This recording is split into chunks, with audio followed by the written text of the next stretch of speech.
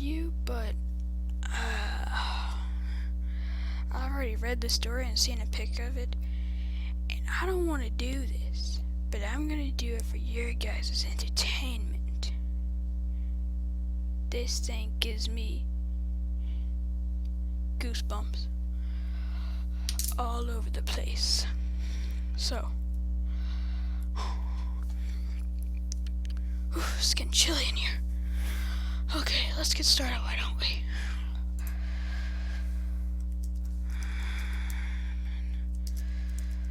Winstead. Okay, I will be right back. I'll be right back. I have to go for 2 seconds. Okay, I am back. It's up on like 75 or something like that. The heater is, and I am still cold. I don't want to do this, guys. I do not want to do this, guys. If I get my flesh pulled off and get pushed and get holy sh-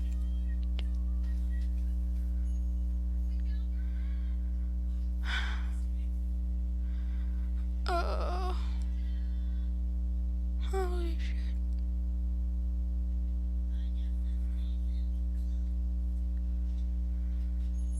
Oh gosh. Oh god. Oh god.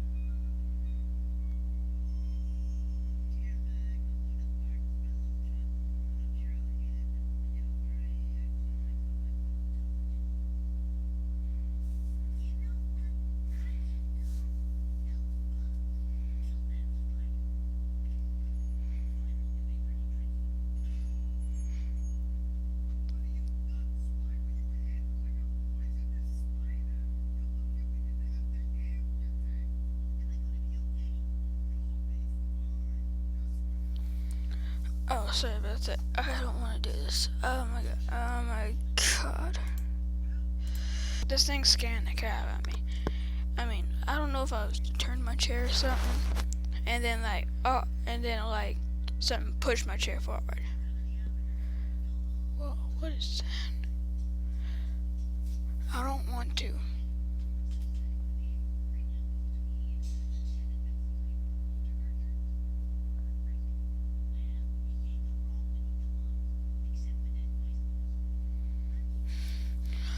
I can't do this. Oh my god. Oh my gosh. I'm sorry, guys. I can't do this. Let's do something else.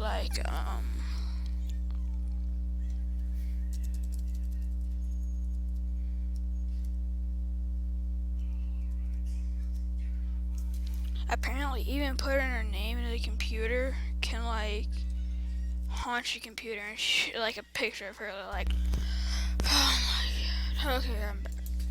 So.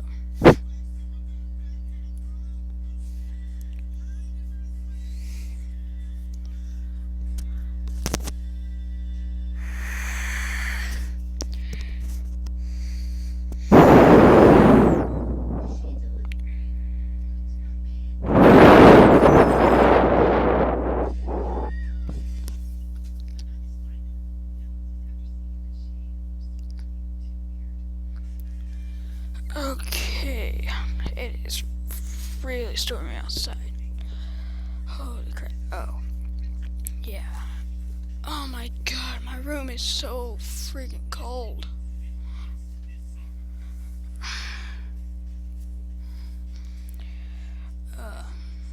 Oh my gosh. I don't know what to do. I don't know what to do, guys.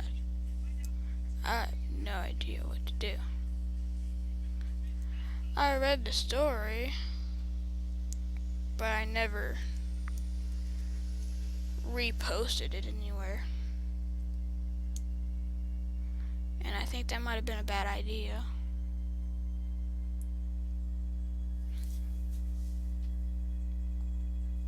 Because look up Carmen Winstead and see what happens when you don't post it back. It is freaking crazy. Okay. I'm gonna show you guys a video on YouTube by Vsauce. And I'm going to go back. I'm going to go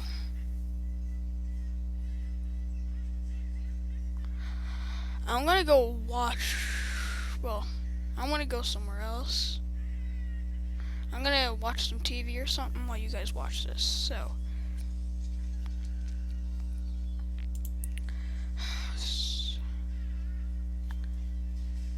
Okay, I'll be back once this loads.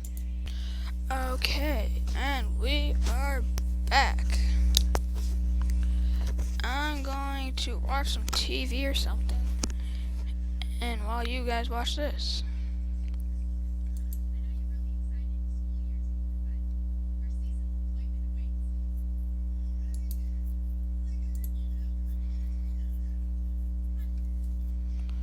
Okay, so what makes things creepy?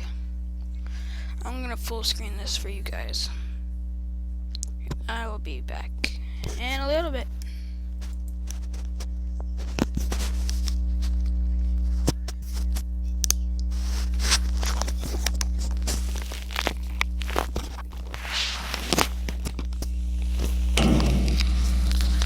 Hey, Vsauce. Michael here. Fear gives us life. Being afraid of the right things kept our ancestors alive. It makes sense to be afraid of poisonous insects or hungry tigers. But what about fear when there is no clear and obvious danger? For instance, a teddy bear with a full set of human teeth. Or a smile.jpg. There's something a little off about these images, too much mystery and strangeness, but no obvious threat the way there is with a gun or a falling rock, but yet they still incite fear because they are creepy. But why? What gives us the creeps? What causes something to be creepy? We are now in my bedroom, the bedroom I grew up in Kansas. Like a lot of children my age, I was terrified of scary stories to tell in the dark. But the very first book that ever scared me was The Curse of the Squirrel. To this day, I still haven't finished the book, but that's just me. Psychologist James Geer developed the Fear Survey Schedule 2, which he used to find out what scared us the most. Combined with the results of a more recent Gallup poll, these are the things that scare most of us the most. All of these things are scary, but are they creepy? Let's get more specific. I love the way Stephen King delineates 3 types of scary stuff. The first is the gross out. This is something disgusting, morbid, diseased. The second is horror. Horror to King is the unnatural, a giant spider, or being grabbed in the dark when you thought you were alone. The third, terror, is different, creepier. He says terror is coming home to find that everything that you own has been replaced with an exact copy. Terror is feeling something behind you, its breath on your neck, knowing that you will be grabbed, but then turning around to find that there was never anything there in the first place. Not a lot of research has been done on that feeling, the creeps, but many theories and ideas involve vagueness, ambiguity. For instance, masks and why clowns are creepy. Claude Lévi-Strauss wrote that the facial disguise temporarily eliminates from social intercourse the part of the body which reveals personal feelings and attitudes. Part of the reason even a neutral or happy mask can be creepy may have to do with ambiguity. A mask hides the true emotions and intentions of the person underneath. I don't know if the person wearing that mask is a threat or not. Vagueness is creepy when it comes to the human form. This is the famous uncanny valley. On a chart of humanness, there's a zone where something can be almost entirely human, but off by just a little. Not so wrong that it's clearly fake or funny, or so good that it's indistinguishable. Instead, it's just troubling. The creepiness of the uncanny valley is wonderfully demonstrated by John Bergeron's Singing Androids. Watch these videos when you're alone. A similar uneasy feeling comes from Shay St. John, a character created by Eric Fournier, funny to some, nightmare fuel to others. Uncanny humanoids, like all creepy things, straddle a line between two regions that we can understand and explain with language. Francis T. McAndrew and Sarah Kohnke describe being creeped out as an adaptive human response to the ambiguity of threats from others. Creepy things are kind of a threat, maybe, but they're also kind of not. So our brains don't know what to do. Some parts respond with fear, while other parts don't, and they don't know why. So instead of achieving a typical fear response, horror, we simply feel uneasy, terror, creeped out. Between the mountains of safety and danger, there is a valley of creepiness, where the limits of our knowledge and trust and security aren't very clear. Will looking at this cause you to die 1 week later? Impossible, right? Maybe. That's the terror of ambiguity. We don't do well with ambiguity. When it involves our own intentions, it can make us lie. And when it involves danger, but no recognizable threat, it can make us think and feel some pretty weird things. Have you ever peered over a ledge, a railing, way high up, like so high up it made you nervous and dizzy, and felt something pushing you? Maybe even an urge to jump. Have you ever stood on a ledge with a loved one and realized that you could push them? It would be that easy. You really could do it. And maybe you do want to do it, or maybe it's just cognitive dissonance. The fact that your brain is having to deal with ambiguity. A recent study by Jennifer Hames at Florida State University dubbed this the high place phenomenon. When approaching a ledge and a dangerous drop, your survival instinct kicks in and you pull yourself away. But your balance and motor systems don't get it.